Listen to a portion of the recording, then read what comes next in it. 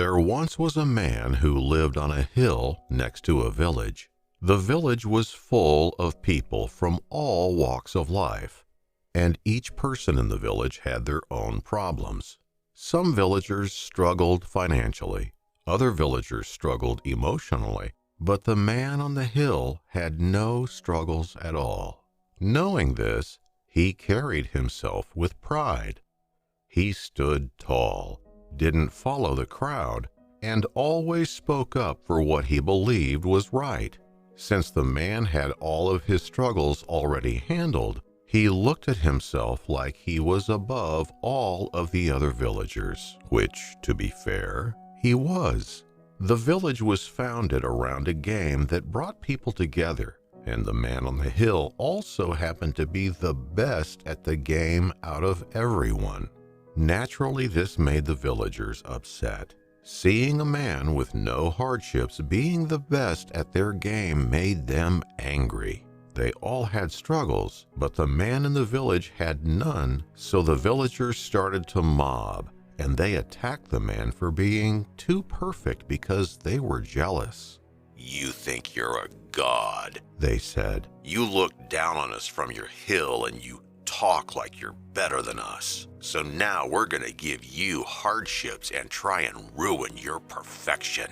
The villagers then attempted to tear the man down to their level, but the man stood tall. He smiled and simply replied, "I'm not a god. I am just above you." And the night after the mob, the man looked down on the villagers from the hill and forgave them. A few weeks passed, and the villagers started to throw rocks up at the man above them again. The man simply looked down at the villagers and asked, "I understand your jealousy, but you shouldn't try to bring me down. Why not figure out a way up onto the hill with me instead?" But the villagers didn't listen.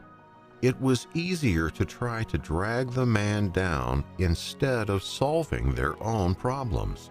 The villagers then contacted the chief of the village and convinced him to turn against the man on the hill.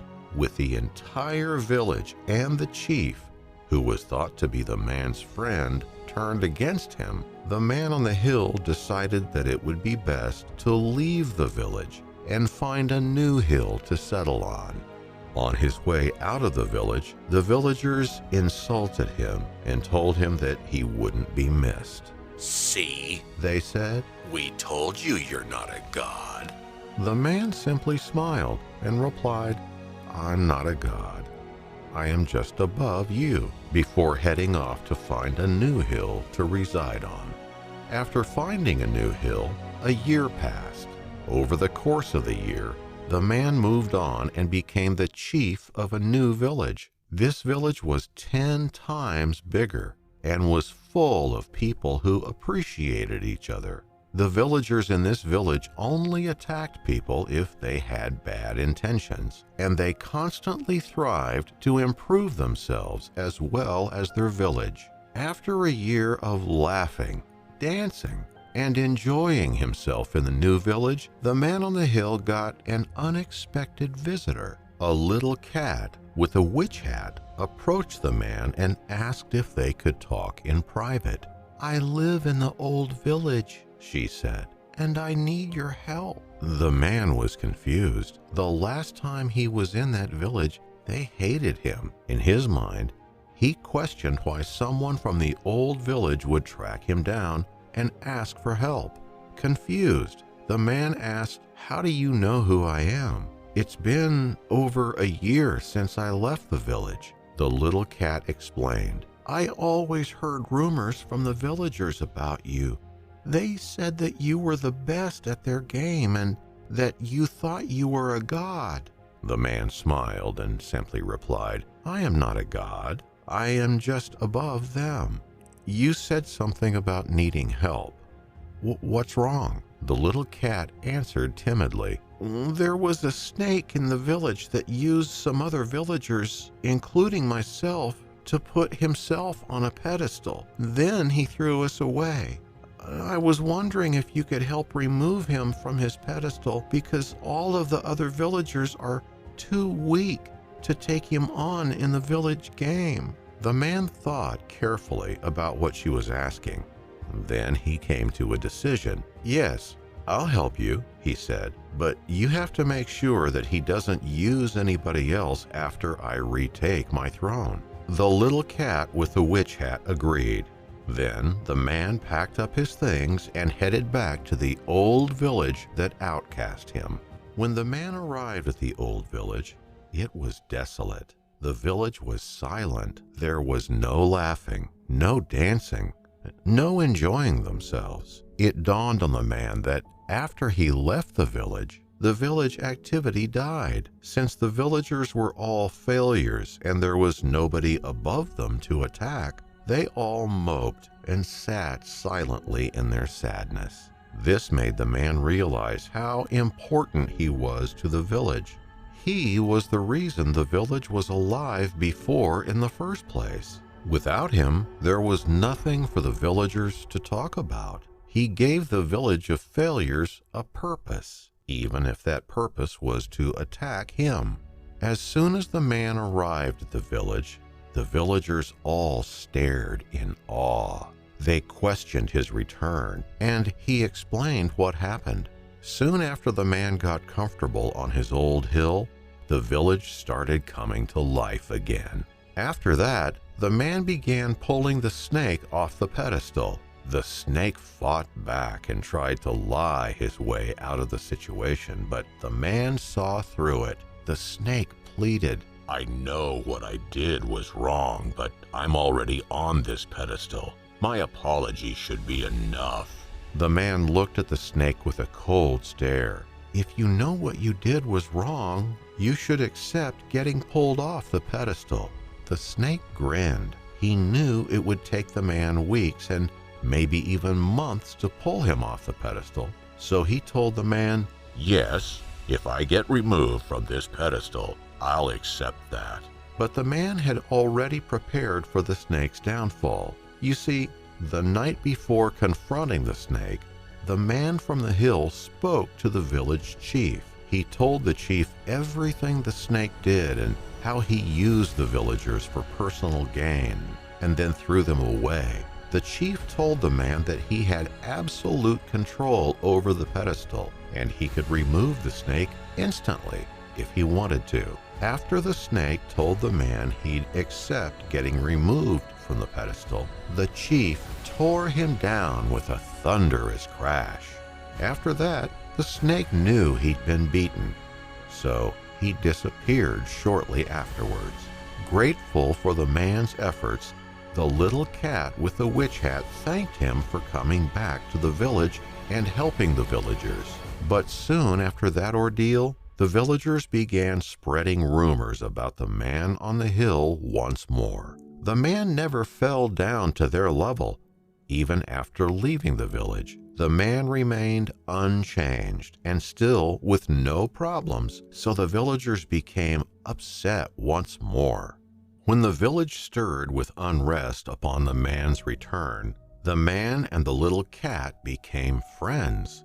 They talked about deep subjects like the meaning of life, the existence of God, morality, and fate. The man saw the little cat as an equal in terms of intelligence, but he knew that she had problems just like the rest of the villagers and feared she may turn against him out of jealousy like the rest of them. So, in an attempt to help the little cat, the man extended his hand to her and said, "I know you have struggles, and it might upset you that I don't have any. If you'd like, I can offer you a place on the hill with me, and your problems would disappear. All I ask is that you open your mind and give me your loyalty." The little cat with the witch hat paused. She told the man that she was the leader of her own group and had a bunch of mindless followers give their loyalty to her. The man then understood her in that moment. She was like the rest of the villagers, a failure, incapable of achieving anything significant, who hated being looked down upon. And since the man had already established himself above her, the man knew it would be a matter of time before the little cat attacked him. Since the man finally saw the little cat for what she was and knew the attack was inevitable, he attempted to push the time frame forward to get the attack over with. He would put himself above her, knowing it gnawed her to the core. After pushing her for days, the man would make minor errors to see if the cat would cling to them, and the cat would do just that, throwing little pebbles at the man and saving the big attack for when it best suited her agenda. Every conversation they had pushed her to instigate the attack more and more. And finally, after being put down publicly in front of a mob in the village, she instigated the attack. The little cat with the witch hat lied and twisted words from the man in front of the entire mob, and the mob of failures used her lies to fuel and power their attack on the man. For 9 hours, the mob clung onto the lies the little cat told, and they tried to bring the man down. "You are below us," they said. "You are not a god, and this is proof." They cheered as they laughed and danced at the expense of the man. But just like before, the man stood tall and unmoved. He smiled and then said gently, "I am not a god. I am just above you." The man knew the villagers didn't understand the full story, so he forgave the village for the attack once again. The blame for this attack solely belonged to the little cat with the witch hat. The man gave credit where credit was due. He looked at the little cat and said, "This was an excellent attempt at trying to bring me down to your level, but I know you're suffering and acting out of jealousy, so I forgive you." The little cat became furious, knowing her plan failed. She wanted the man to act ugly, just like the rest of the village, to prove he wasn't above her.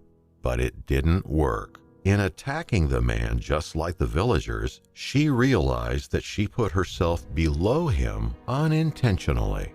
"You think you're a god," she cried. "You're below me," she sobbed, as the man stood in front of her calmly. The man simply put his hand on her shoulder, looked her in the eyes, and said softly, "I am not a god.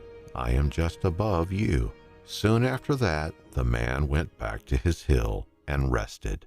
He thought about all of the attacks on him. He thought about the villagers' constant attempt to drag him down. And he thought about his importance to the village. He didn't mind the attacks. He understood the villagers were suffering and needed an outlet to express their negative emotions. He also cared about the village's chief and didn't want to see the village die again. So the man came to a decision. The man would stay in the village of failures. He would be there as an outlet for those who needed him. He acknowledged his importance to the village and would endure every attack they threw at him, forgiving them for all of their wrongdoings. The man still resides in the village at this moment, keeping it alive and active.